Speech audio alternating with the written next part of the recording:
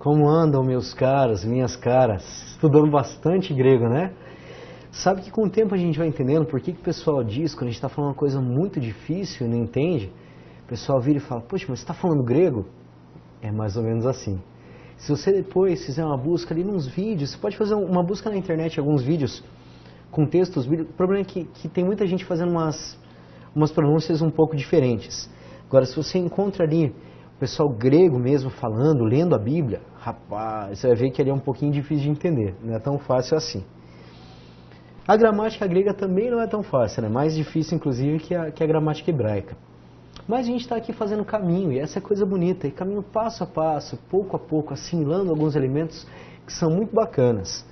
Na nossa aula anterior, nós vimos o alfabeto, nós fizemos nós conhecemos alguns elementos do alfabeto, fizemos alguns exercícios de fonética, vimos elementos também ali de transliteração e de fonética, vimos também alguns acentos, como os espíritos, e agora a gente continua estudando um pouquinho de gramática, para que depois a gente entre nas questões um pouco mais complicadinhas do grego, tá bom?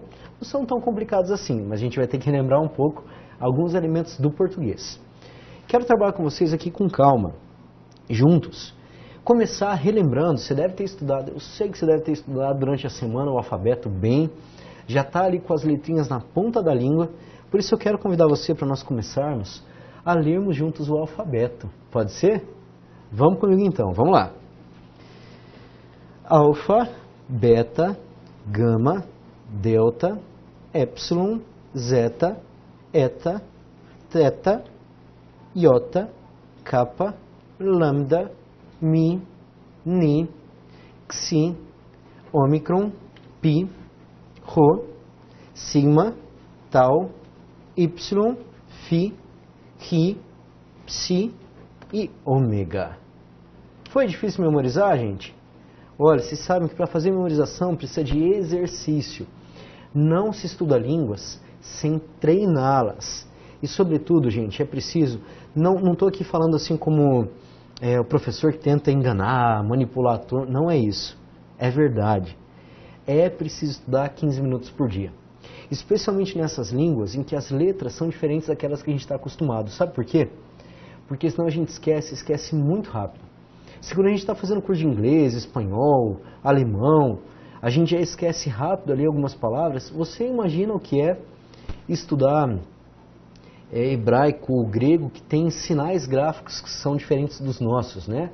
Então é preciso, viu, gente, que seja ali 5 minutinhos por dia. 5 não é o ideal, mas que sejam 5 minutinhos por dia, um pouquinho antes de dormir. Ou quando você acorda, desperta, colocar ali no celular, colocar os slides no celular e ir ali dando uma olhadinha. E sobretudo, se você conseguir estudar ali 15 minutinhos, meia horinha por dia, gente, isso é genial. Com certeza você vai aprender o grego muito rápido, e o hebraico também, tá bom? Vamos continuar com alguns elementos de gramática, então. Nós já começamos vendo um espírito que vai marcar todas as palavras que começam com uma vogal, chamado de espírito.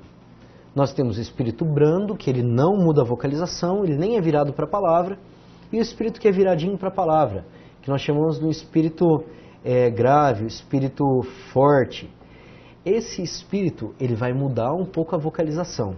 Ele é um espírito áspero, que faz com que a primeira vogal seja lida de maneira áspera. Por isso nós colocamos um H na frente da vogal.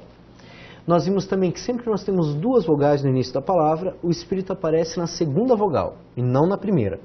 Mas ele vai transformar a palavra desde o comecinho dela. E nós temos uma consoante que dá problema, que ela muda as coisas, né?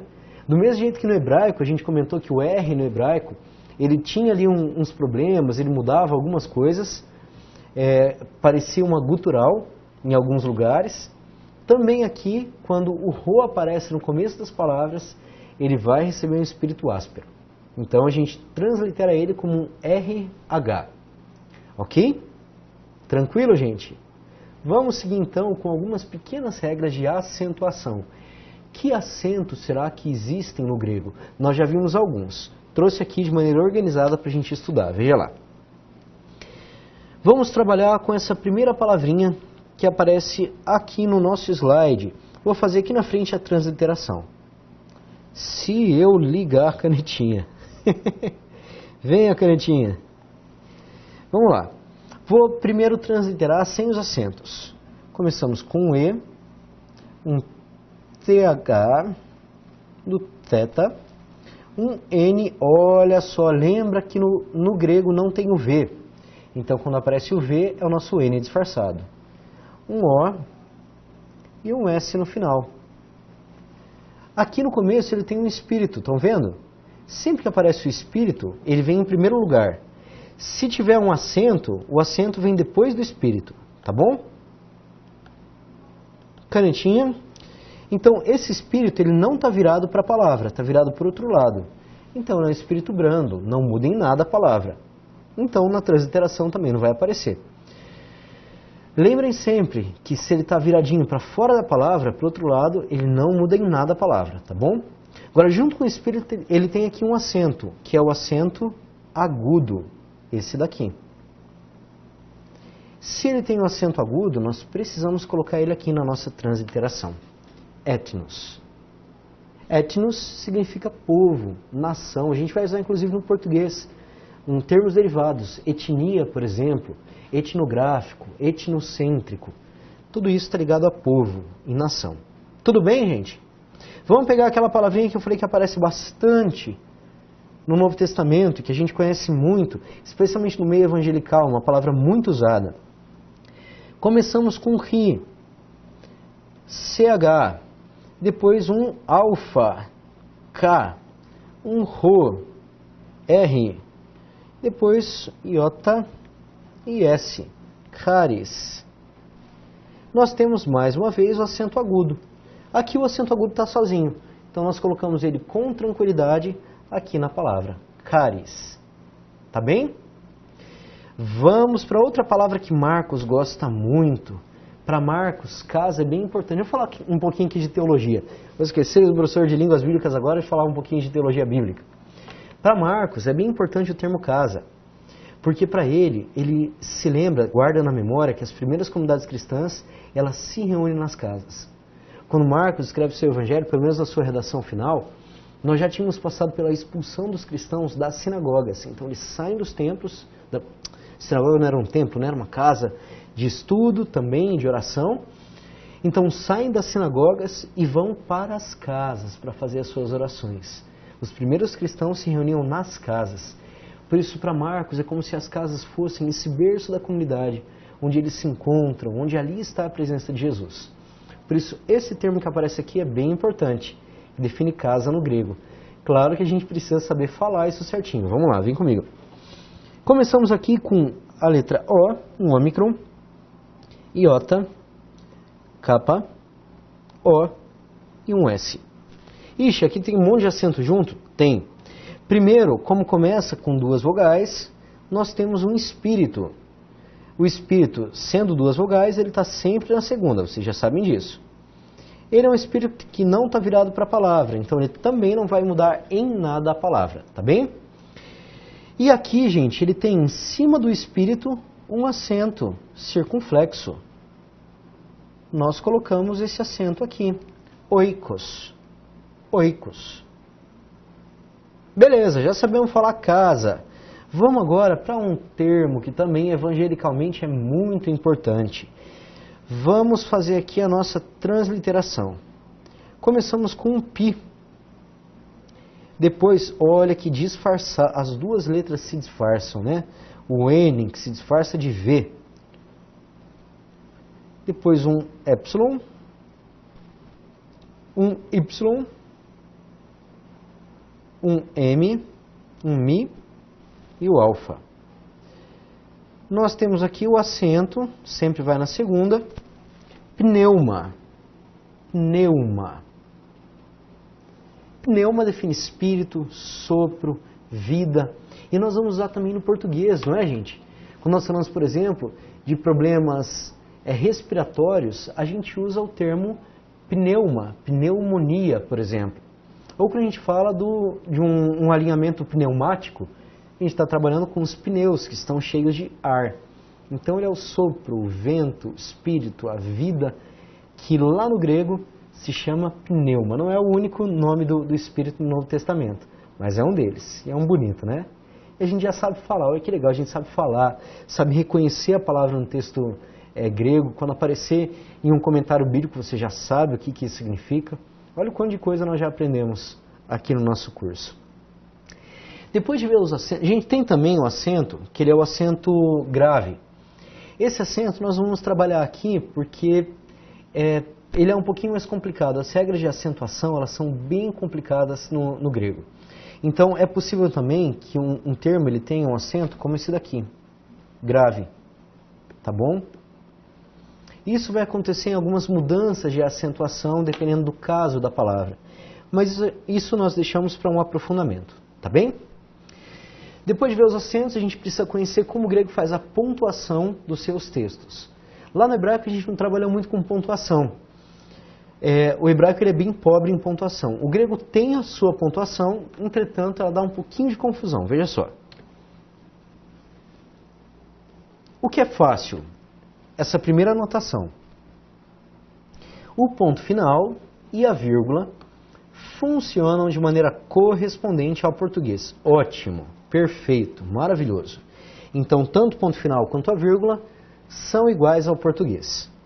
Agora, o ponto e vírgula no grego é o ponto de interrogação. Como assim? É assim mesmo.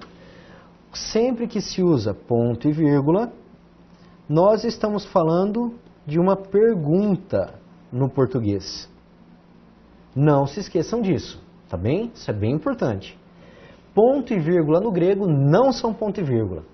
Igual as nossas vogais que se disfarçam de outras. Aqui o ponto e vírgula é o nosso ponto de interrogação.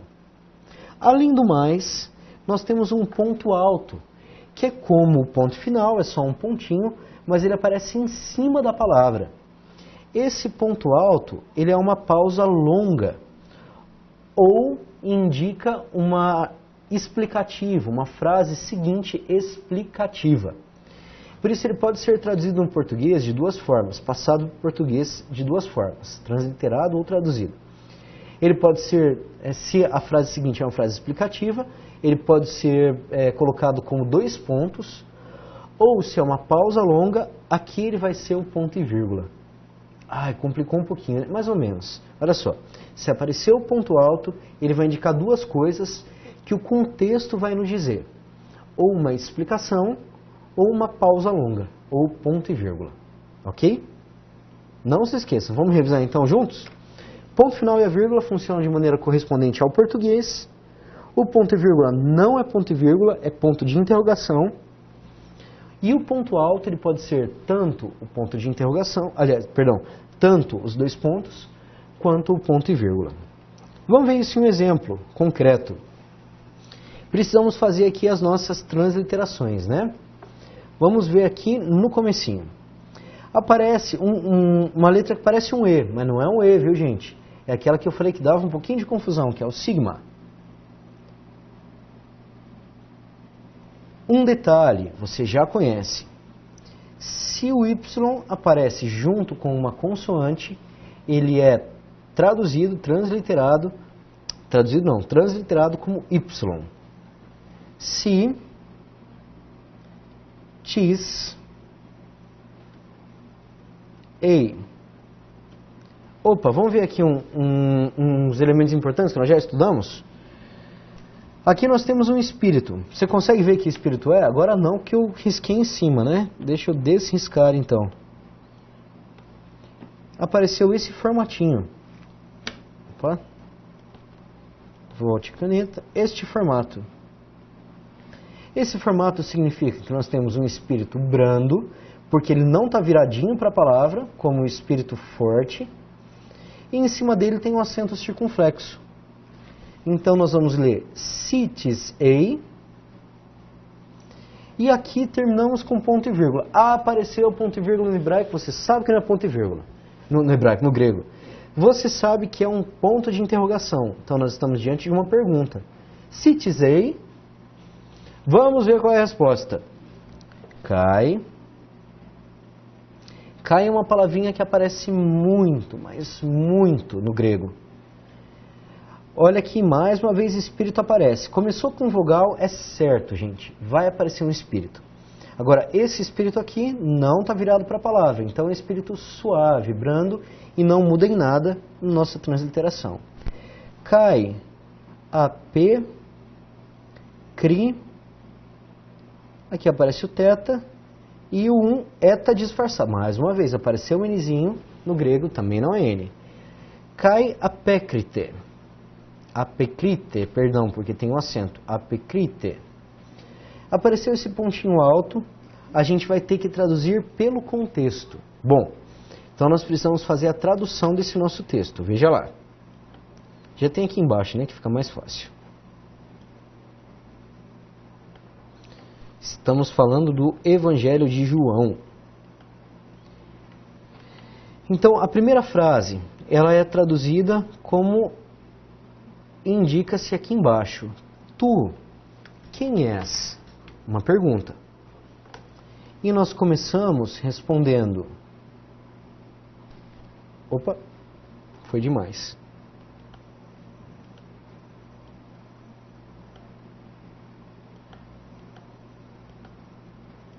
Pode tirar sarro do professor que não sabe mexer direito na caneta.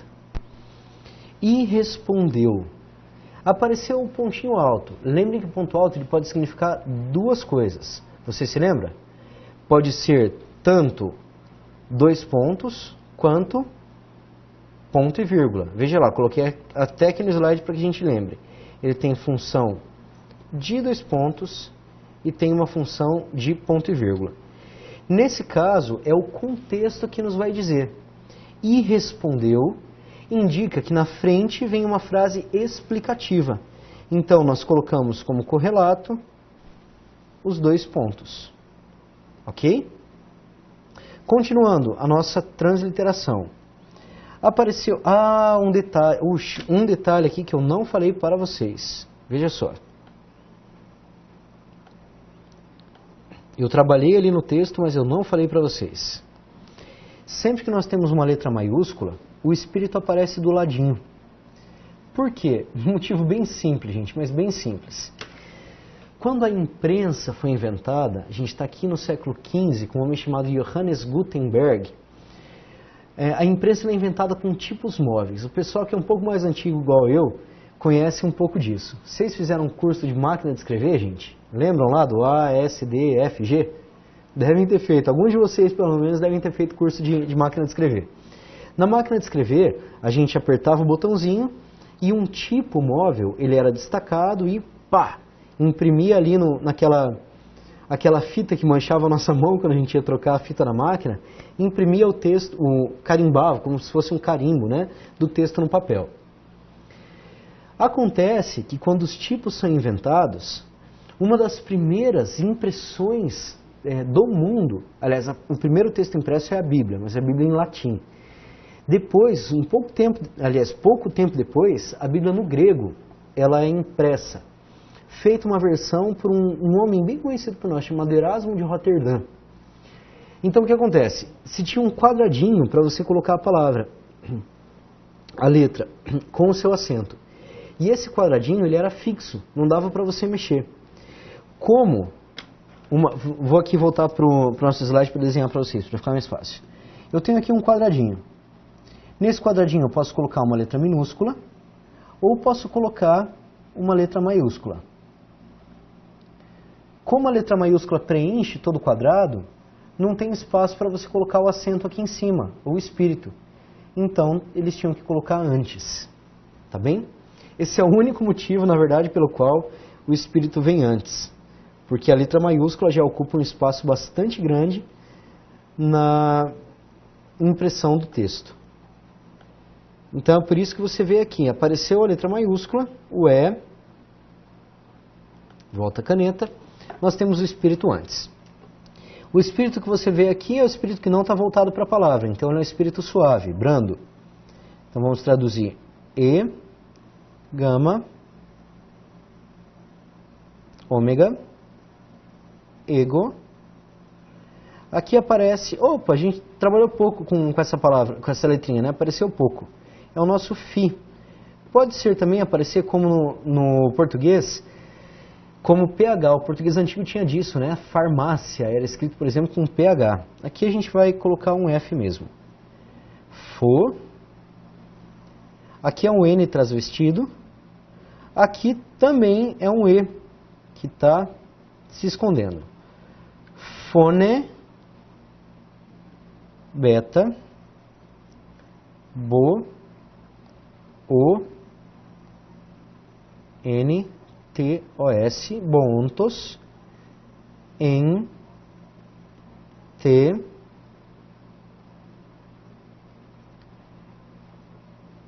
eremo. Eremo, na verdade. Kai apecrite, ego phonebo ontos ente eremo. Tá bem? Foné é conhecido para nós, né? Vem do grego o termo que indica voz. Nós usamos aí para fonoaudiologia, fonética, são todos termos derivados. Então, João Batista responde: eu sou uma voz que grita no deserto. Ego phonebo ontos ente eremo. Eremo. Tá bem? Deu para entender então, gente, o esquema da pontuação? O ponto final é igual, o ponto e vírgula é o ponto de interrogação e o ponto alto pode ser tanto 2 pontos quanto um ponto e vírgula. No grego a gente olha, parece que a gente está vendo, parece que está entendendo, mas calma lá, tem coisa que não é aquilo que a gente vê. Tudo bem? Vamos continuar, gente, agora conhecendo algumas palavras derivadas, como nós chamamos. Isso é bem interessante. A nossa língua do português, ela vem de uma grande família de línguas chamada família latina, não vem da família grega. Ainda assim, por conta da grande influência que a Grécia estabeleceu sobre o Império Romano, muitos termos dentro do latim, dentro das línguas latinas, melhor, eles têm uma derivação grega. E nós usamos muito esses termos nas nossas línguas. Muitos termos nossos vêm do mundo grego. Aliás, quando nós estudamos, eu estava esses dias trabalhando em sala de aula com os meus estudantes, termos gregos, sufixos gregos e prefixos gregos. E um deles era fago. Fago significa comer. Daí o pessoal lembrou da biologia, da fagocitose. Eu falei, pronto, gente. Olha só como estudar grego ajuda a gente a entender uma série de outras coisas. A fagocitose é quando a célula vai se abrindo para engolir, para comer uma substância exterior. Então é fagocitos, é a célula comendo. Estudar grego ajuda bastante a gente a entender muitas coisas do português. Vamos conhecer algumas palavras que elas têm a sua origem, portuguesas, que têm alguma origem no grego. Trouxe uma listinha aqui para a gente trabalhar, veja só. Primeira delas, vamos fazer juntos aqui sempre a transliteração. Aqui eu tenho que fazer mais apertadinho, né? Começamos com A, tem um acento grave, acento agudo, perdão. Depois um N, disfarçado, TH, O, P, O e S. Estão vendo que o O, ele é usado com diferentes letras e sem distinções? Um é mais longo, o outro é mais curto, mas a gente vai trabalhar com isso. Esse é o termo anthropos. Anthropos. O significado é ser humano. E nós temos, por exemplo, a antropologia, que estuda o ser humano, o estudo das culturas. Tinham também, quando a gente estuda história, por exemplo, a história do Brasil, os índios que eram antropófagos, se lembra? Vem também de fagos, de comer, e antropo, ser humano. O que faziam os índios antropófagos? Eram canibais. Vem também de termo grego, viu? Sempre que aparece então o antropo, significa ser humano, tá bem? Tem outras palavras, vamos conhecer. Uma palavrinha bem típica que a gente usa muito na escola é G, E. Ge. Ge significa terra. E quando a gente estuda, a gente escreve a terra, a gente faz a geografia. Vem de grafia, grafar, escrever, e G da terra, geógrafos. Registrar a terra, escrever a terra. Vou apagar aqui o G para a gente poder fazer a nossa transliteração na palavra seguinte.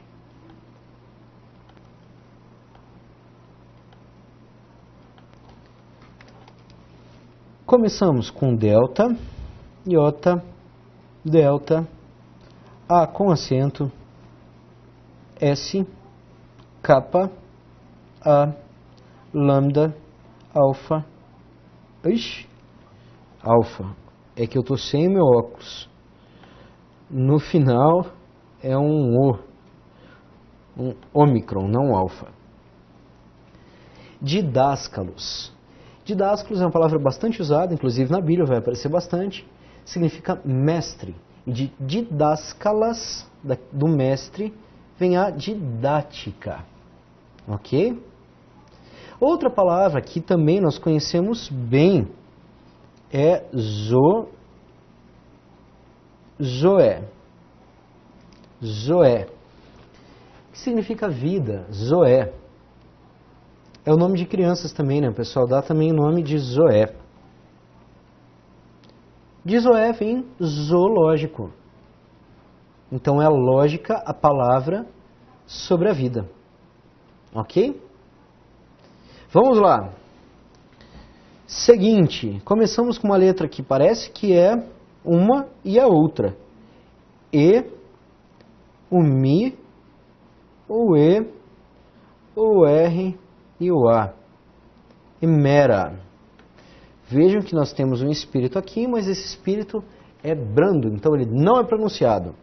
Emera significa dia. Daqui vem efêmero.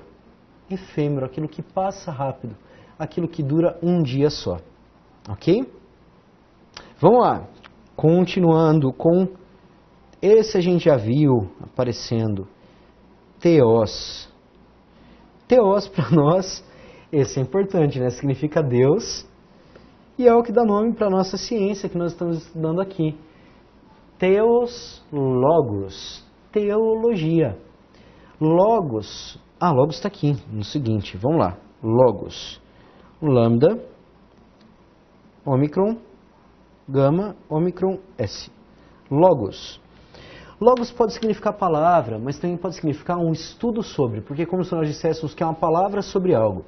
Então, teologia significa palavra, ou estudo, ou discurso sobre o theos. Então, o que é a teologia? É o discurso, estudo, a investigação sobre Deus. Ih, rapaz, agora fica fácil, né?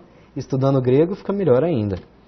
Tem mais palavras que eu separei para nós. Aliás, essa é uma lista curta, viu, gente? Tem inúmeras, mas inúmeras palavras que elas são bastante parecidas. Vamos conhecer mais algumas delas. Vamos lá. Vamos lá na primeira palavrinha, fazer aqui a transliteração. Nós temos mais uma listinha aqui, né? Canetinha. Arque. Nós vimos essa palavra no começo do Evangelho de Marcos, quando nós traduzimos ali o comecinho de Marcos. Arque, Evangelho, Jesu Cristo, Huiuteu. Arque significa o princípio, a antiguidade. Por isso, uma palavra derivada no português é a arqueologia, o estudo ou a palavra sobre as coisas antigas, sobre o princípio. Vamos para a palavra seguinte. Ela tem também um espírito que não muda a palavra, um espírito breve, mas começa com acento agudo. O, um N, que parece o V, mas é o N, outro ômicron, um Mi e o alfa. Ônoma. Ônoma significa nome. E ônoma, por exemplo, dá origem ao pronome, aquilo que substitui o nome. Ou também, lembram lá do português, da onomatopeia. Então, ônoma também dá origem a termos aqui no português. Vamos para a palavra seguinte, soma. Soma significa corpo, e nós usamos, por exemplo, para falar das doenças psicossomáticas. Ou quando nós somatizamos algo, nós levamos algo que está lá na mente para o corpo. Palavra seguinte, essa a gente conhece bem também, topos. Topos significa lugar, e nós usamos, por exemplo, para falar sobre a topografia, sobre a escrita sobre o lugar. Quando nós registramos um lugar de maneira escrita, como em um mapa, nós fazemos a topografia. A palavrinha seguinte nós já vimos também. F, O, N, E. Esse finalzinho aqui ele mata, né? Duas palavrinhas que parecem que são umas e são outras. Primeiro o ni, depois o eta. Foné. Foné significa voz. Daí vem a fonética, a fonoaudiologia e por aí vai. O microfone. Vamos para a seguinte, essa aqui também a gente conhece bem. Começamos com PS. Aqui um Y, psi, um Q e um E. Psique. Psique. Significa alma ou mente. Daí, claro, o conceito de alma grego, né? Então, o derivado típico é psicologia. A fala, o estudo sobre a alma ou sobre a mente. O último nós conhecemos bem também, olha só. Começo com, aqui tem um acento áspero, estão vendo?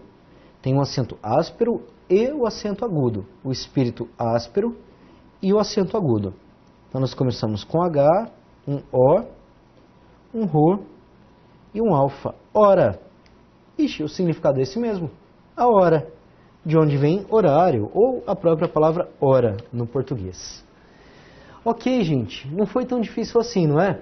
E olha que legal a gente descobrir que muitas palavras no português, elas têm um correlato não no latim, mas elas vêm do mundo grego. Que bacana isso. Agora nós vamos treinar um pouquinho, fazer uma divisão silábica. Quero convidar você a fazer junto comigo para entender como isso funciona no grego. Vamos pegar a primeira palavra, amartia. Vou transliterá-las. E nós podemos fazer a divisão silábica como no português.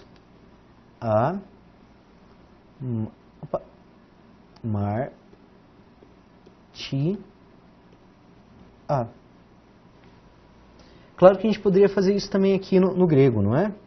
A, mar,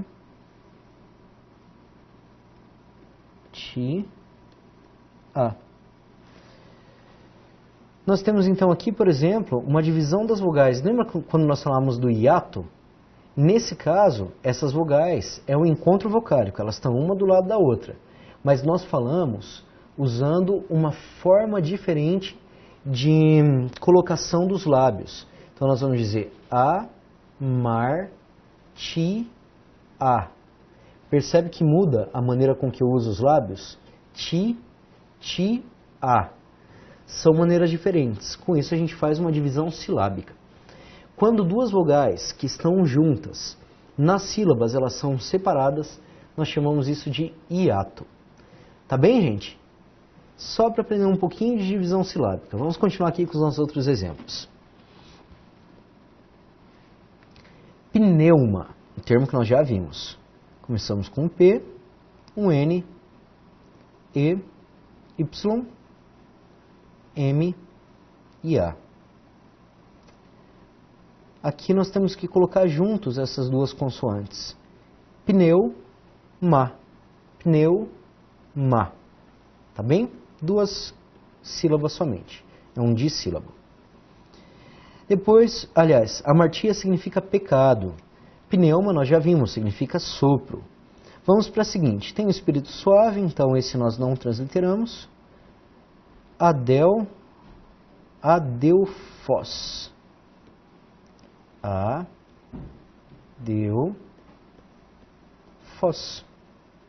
Ok?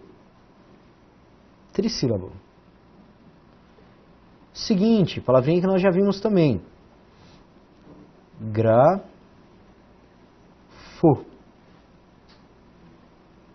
Aqui já fiz direto, né? Costume. Voltando, grafo. Escrever. Eu escrevo, na verdade. Grafo. Dissílabo. Aqui nós já temos um detalhe diferente. Aparecem duas...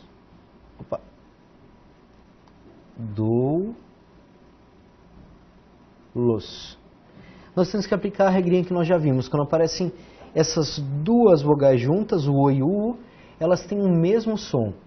Se elas têm o mesmo som, elas são faladas com a mesma colocação labial. Então eu não digo doulos, eu digo doulos, escravo. Então, na divisão silábica, eles aparecem juntos, o O e o U, doulos, tá bem?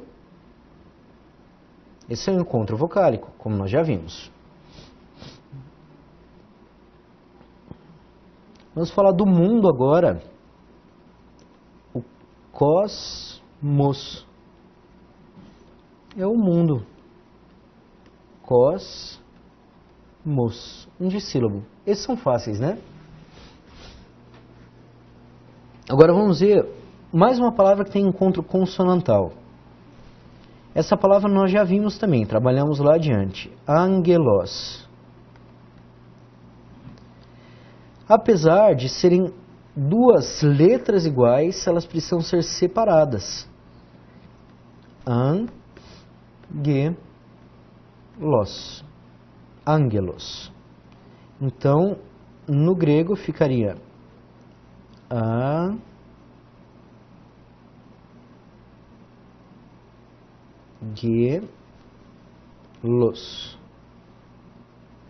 Angelos.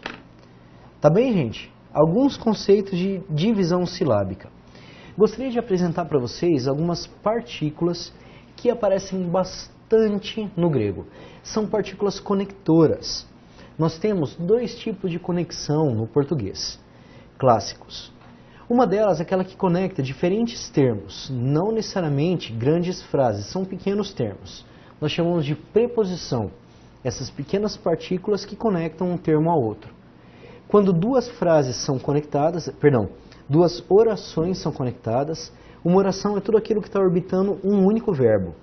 Então, quando duas orações são conectadas, nós usamos uma conjunção para conectar orações. Tá bem? Vamos ver primeiro as principais partículas conectoras que aparecem no grego, preposicionais. Depois nós vamos para as conjunções. Tá bem? Trouxe uma listinha aqui das mais usadas. Veja só. A primeira delas é o de. Só para que você tenha uma ideia, é usado 2.801 vezes no Novo Testamento. Significa mas ou porém, ou seja, é uma partícula que nós chamamos de adversativa. Depois dela nós temos o gar. Gar aparece 1.042 vezes, é uma partícula conclusiva, então é traduzida como logo ou de fato. Depois a partícula nós escrevemos ou mas se lê significa então, indicando a continuidade do discurso. Outra partícula muito comum é a t, 215 vezes, que significa e, unindo palavras ou ideias, mas não orações. Com orações é outra partícula que aparece. Existem algumas partículas, daqui essas duas primeiras, que elas nunca aparecem com a primeira de uma sentença. Por isso elas são chamadas de pós-posicionadas. Ou seja, em uma sentença, quando eu quero dizer mas, esse mas sempre vem em segundo lugar. Tá bem? Quais são as principais conjunções que aparecem? Prestem atenção nessa primeira, porque ela aparece inúmeras vezes no grego. Kai. Kai é um conector entre orações. Pode ser traduzido como e ou como também. É importante porque lá no hebraico nós usamos muito essa conjunção coordenativa. Ve, que significa e. Os acontecimentos que estão no Novo Testamento, gente, é importante que a gente tenha essa consciência, se lembre disso. Eles sempre são acontecimentos que foram falados originalmente, não em grego, mas em hebraico. Como eles são falados em hebraico, nós temos muitas vezes essa partícula coordenativa, o V, sendo usado. Ele é usado em começo de oração muitíssimas vezes, mas muitíssimas vezes no hebraico. Por isso, quando o grego reproduz esse discurso em aramaico feito na Bíblia, muitas vezes ele vai usar a partícula kai. Tá bem? Depois, hoti. Eu coloquei o H no começo porque nós temos o espírito áspero aqui. 1297 vezes, significando por quê ou que. Depois, Rina. Rina significa para ou a fim de que, uma conjunção de finalidade. Depois, Allah. Allah também aparece várias vezes, 638 vezes, indicando adversativa, indicando orações adversativas. Ou seja, colocando duas orações, uma em contraposição à outra. Então, sendo traduzido como mas ou como todavia. Ei é uma conjunção condicional que indica o se. Os, na verdade, indica quando ou como, é uma temporal ou comparativa. E, por fim, que indica ou. A negação ela é feita da seguinte forma. Nós tínhamos visto a negação no hebraico, que é feita com o lo, no geral. Aqui nós temos a negação feita da seguinte forma. U aparece diante de consoantes, ur aparece diante de vogais, ou seja, a palavra seguinte é uma vogal. No ur, da mesma forma, por exemplo, ur, Kyrios.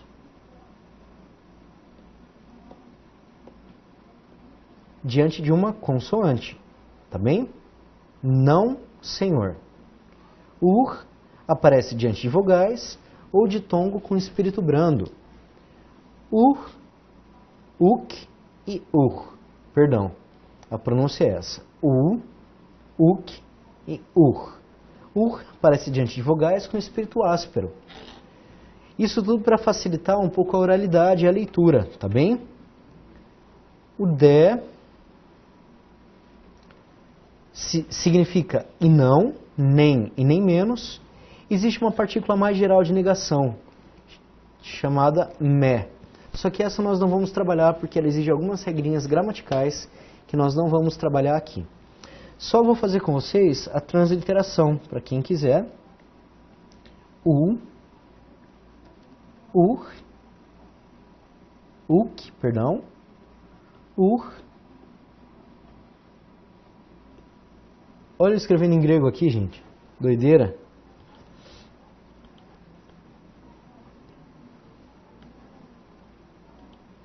Volta a caneta. Depois, escrevendo em grego e deixando, escrevendo em grego ainda aqui, né? Deixando o espírito. Caneta. Depois, o de. E por fim, me.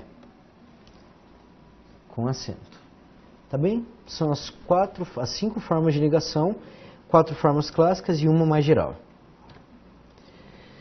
Por fim, nós temos 5 minutinhos para fazer a tradução de um texto. Na verdade, eu tenho ele todo traduzido aqui já para você, para ficar um pouquinho mais fácil.